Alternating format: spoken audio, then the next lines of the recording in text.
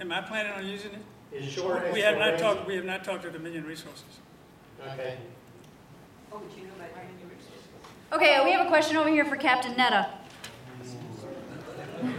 Unfortunately, you have to worry about the enemies worldwide and in our homeland as well. If there was some type of contamination with the wetland and the base, I know the military, there's always a contingency. No one's expecting you to have it highlighted and thinking about it every day. What's the basis? If there's a natural disaster from any type of drilling or a pollutant with the wetlands and the base, what would be the base reaction? And I know, like I said, you're trying to think and protect us all from enemies, foreign and local. I mean, we would have to respond. I mean, we rely heavily on mutual aid from the county, depending on the nature of the emergency. Right now, we have our own capabilities for limited scope, probably, whether it's something that happened on the installation, if it's something that's going by. I think several years ago, before I got here, something occurred on the bridge. I think transporting here is a few years ago, I think, and there was mutual aid from Charles County, King George County, us, and probably Colonial Beach. It would have to be a whole effort, and if this thing matures, then you have to take that in consideration. I mean, other than that. No one wants the nightmare of Camp Lejeune. And that was from an outside source, not the base's fault. Right, but we would still have to respond, like you said, and we rely heavily on our partners. Every year we get a brief from our NEPLOs, who are reservists that are well versed in natural disasters, Katrina, those kind of things that would bring to bear the resources needed. And man-made? Pardon? And man-made disasters? Any kind of incident that requires more than you can handle. We work for Naval District Washington. There are certain regions in the United States, and we would ask to the resources. And of course, if it's that extensive, then you get federal help as necessary. We appreciate that. Thank you. Okay, so Mr. Snow and Mr. Dejanette, there are still a lot of citizens who have a lot of questions for you. So if you could just answer the question quickly so that many of these fine folks came here tonight just so that they could get their questions answered. So we're going to try to get a lot of questions in, and hopefully you can give quick, short answers, all right? Quick question. Will Shore sign an addendum with their existing lease that says that they will not use hydraulic fracking either on or under their property?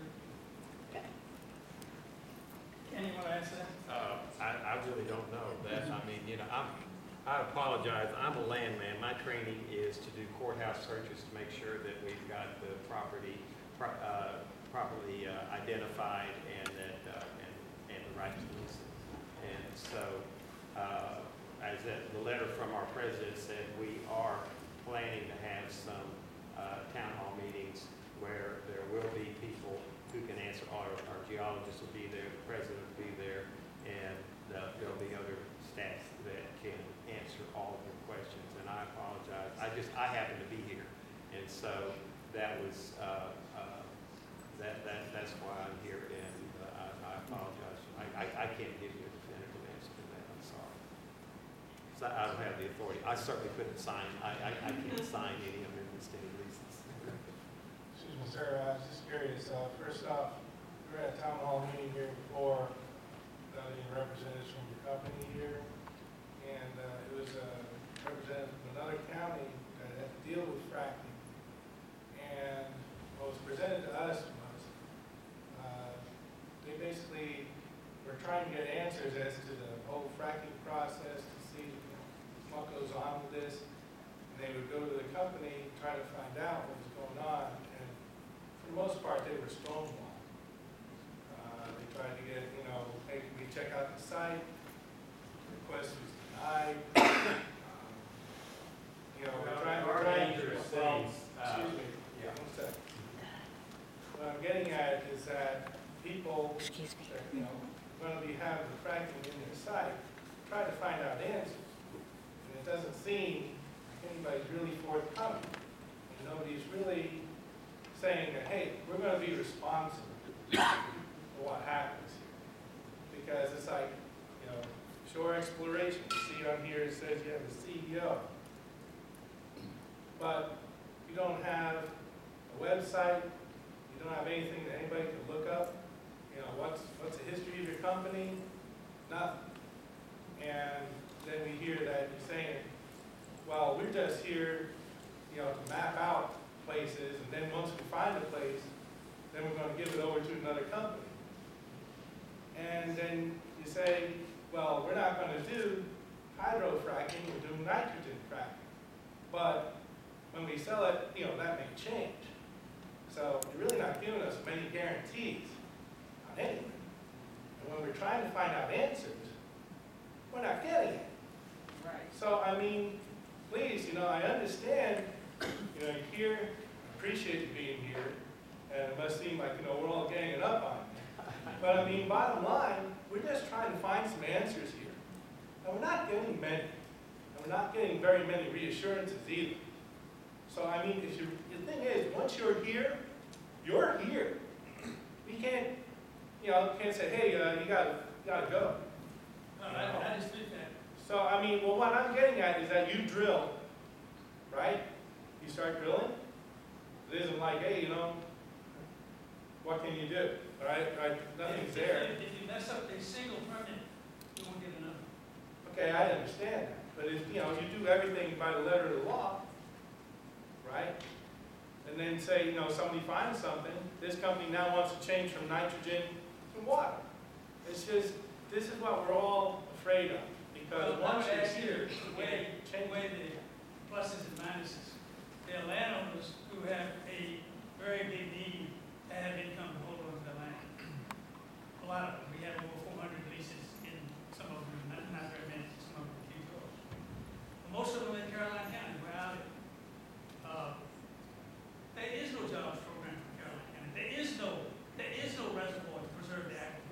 There is no provision for drinking water and fishing. What are you doing about it? Oh, we're asking for some, like, reassurances, like, we're trying to get some information. Well, I'm trying to that's all. give you some. If you in fact have an economic success, and if you have the supervision of the state, which has one of the strongest regulatory regimes in the whole United States, then you have actually got a pretty good guarantee. There is no guarantee you'll never have an accident. I've never seen an industrial process that had that. There is none.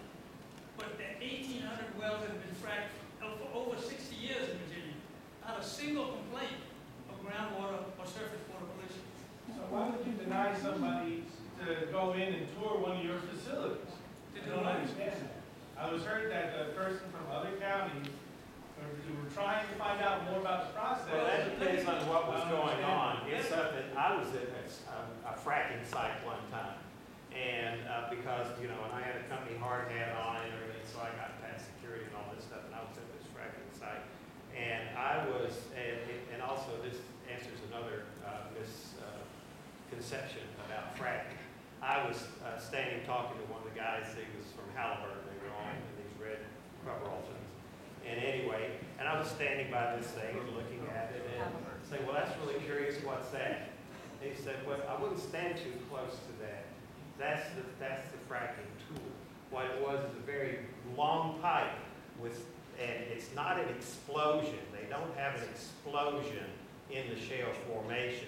They go into they have this long, like solid, heavy steel pipe, and it's threaded, and they put in all these slugs with charges behind them.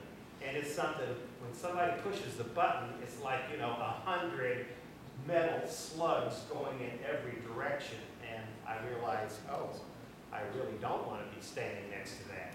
So, you know, if that accidentally got triggered or something, I'd have about 10 holes gone through me. And so there are dangers, but there are, it's and equipment that can create this pressure that's necessary.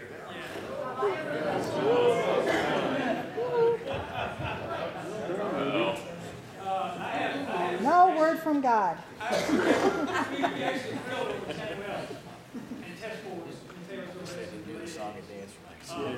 I think you should talk to Ken and sign up to go visit them, or some of them, and see what they look like now. Glad to take you by. I have to interrupt because I have to leave and I have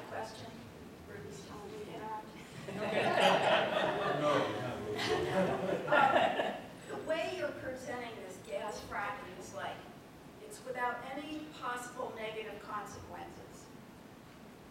So even if you guarantee that that's the method you'll use, I'm uncomfortable with that. A nitrogen, you know, we live on the water. Nitrogen is not great for the water.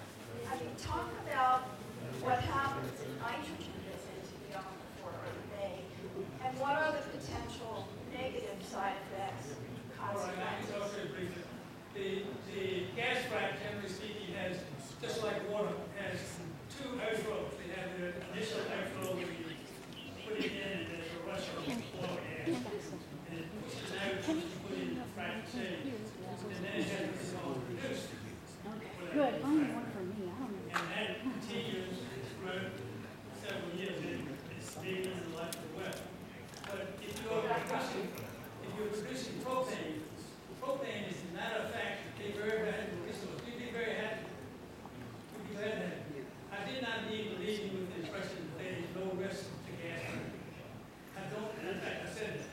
I know of no industrial process that has no risk. But I would weigh in your own mind whether you want to take away landowner's rights to develop that property, to hold on to the land. In concern for something that has been, I would say, tested beyond any industrial process I've heard of. Tested beyond any industrial process I've heard of. People like Ken Salazar and Ernest Moniz and Stephen Chu, these people have been strong opponents of fracking. They are now making statements saying it is not a danger. We do have more questions, sir. First question is for sure, and that is, I think we've seen a lot of data on hydraulic fracking, which you're not going to use. Where specifically are there gas fracking operations using either nitrogen, LPG, or CO2? In the western part of the state, they are mostly nitrogen. The majority of the wells there are fracked with nitrogen. Southwest Virginia? Yeah, western part of the state on the other side, Wise County, Lee County, etc. Why? And the biggest liquid propane that I know about is in the southwest part of Texas in the Eagle Ford shale. And it's the Canadian company that does it. Which shale? You mentioned what shale? That's the Marcellus shale. Beg your pardon? Okay. And then the, Eagle Ford. thank you. Look And what then happened in Danville. And then a question for Ms. Brabo. They mentioned, gentleman made the presentation, mentioned severance taxes. I know that the county can in fact impose taxes in business, and do our ordinance provide for that? Right now, none of our ordinances address fracking. It is one of the things the supervisors tasked our county attorney looking at last fall, and he brought us a brief report in January, and we have not tackled or discussed it since because of the budget. And here's what I'm going to do, folks. If more of you would like to continue to talk with the gentleman from shore, you can feel free to come up and do so. A number of people are already leaving, so we're going to just kind of wrap this up, and you can stick around and talk to me. I don't know if Congressman Wittman is still in the hallway there, Captain Nette, Mr. Snow, and Mr. Deschanette. And again, I thank all of you for coming out this evening and giving up your time and being